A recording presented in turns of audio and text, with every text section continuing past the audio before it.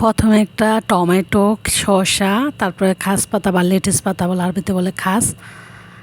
তারপর হচ্ছে এটা ক্যাপাসিকা বলে, সবুজ কালার, এটা একটা নিচ্ছি। তারপর ওই যে নিচে দেখছেন বিটের কিছু অংশ, লেবু, কাঁচা পেঁয়াজ পাতা, আর এটা হচ্ছে বিটের কিছু অংশ, এই আর কি।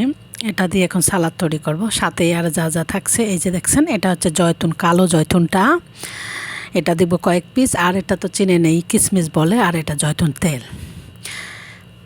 এখন এটা সম্পূর্ণ আমি ধুয়ে নিছি। এটা এখন সুন্দর করে কাটবো। এই যে দেখছেন আমার কাটা হয়ে গেছে। এই যে গাজর, টমেটো, যে বিট, ক্যাপসিকা, তারপর লেটিস পাতা বা খাস পাতা বলে, আরবিতে বলে খাস, টমেটো, পেঁয়াজের পাতা।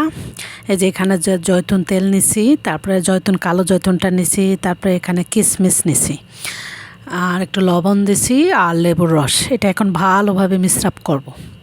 খুব হেলদি এবং খুব পুষ্টিকর এবং খুব সুন্দর একটি খাবার।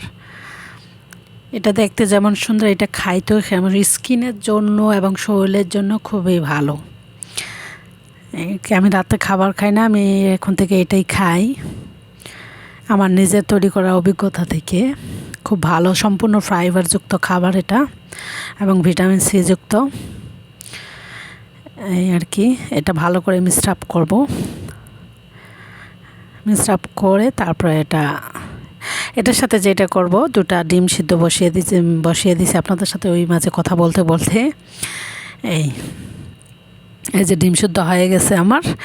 এখন হাফ বয়েল করব আর কি, কুসুমটা যেমন দেখছেন কি সুন্দর একটা খাবার। আপনারা ট্রাই করবেন ইনশাআল্লাহ, এই আর কি। তাই ভালো থাকবেন, সুস্থ থাকবেন, লাইক, কমেন্ট, শেয়ার, সাবস্ক্রাইব অবশ্যই করবেন। আমি প্রবাসী শিরিন চলে আসি আপনাদের জন্য সুন্দর একটি টেস্টি এবং মজাদার অ্যারাবিক সিস্টেম সালাদ।